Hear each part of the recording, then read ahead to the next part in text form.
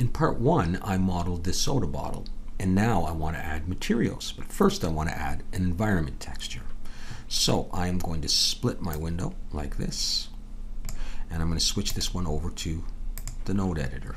Hit N to close that side panel. So there's my bottle. It doesn't have any materials on it.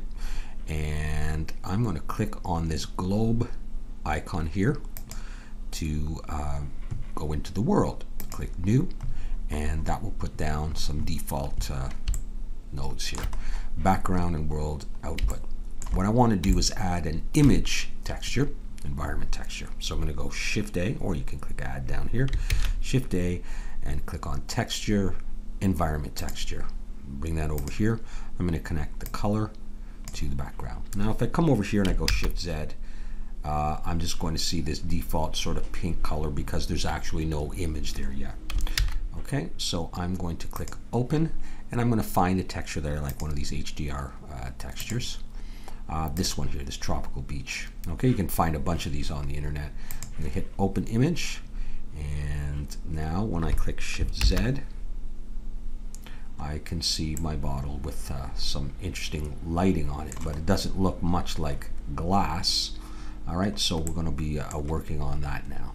All right, so I'm going to click on the bottle, and on the Materials tab, I'm going to click New for nodes.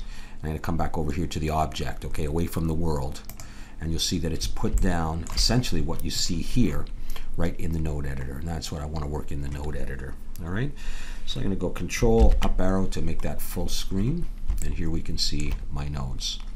All right, I don't want this node right now, so I'm going to get rid of that, and then I'm going to go Shift A to add a shader, and I want this to be glass. All right, so I'm going to leave it on Beckman, and we're just going to connect this to the shader, and I'm going to make this maybe a green color.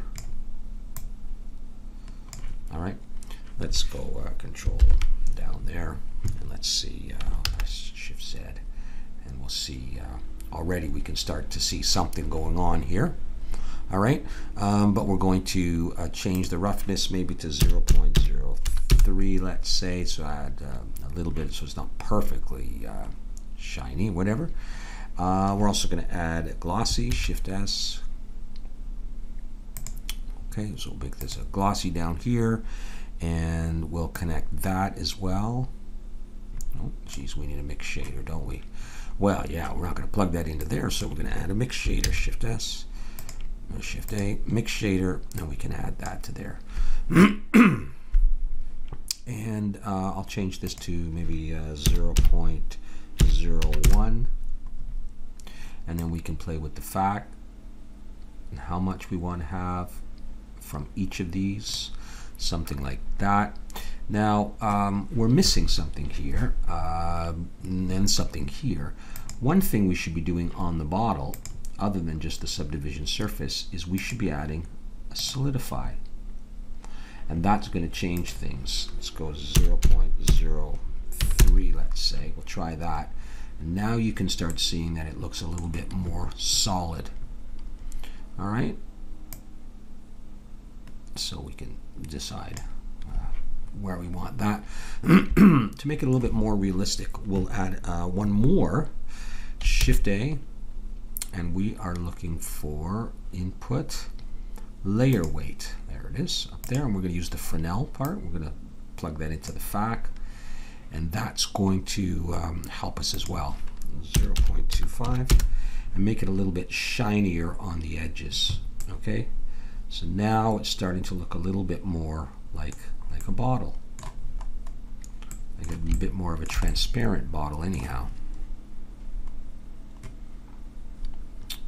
And you know, you can just decide what color bottle. Maybe you want to go for something like that. Whatever. I'll stick with the greenish color for now. Okay. All right. So far so good. Well, we're getting close to unwrapping this thing, and we're going to take a little break, and then we're going to come back and we're going to UV unwrap this, and then put some very basic textures on it.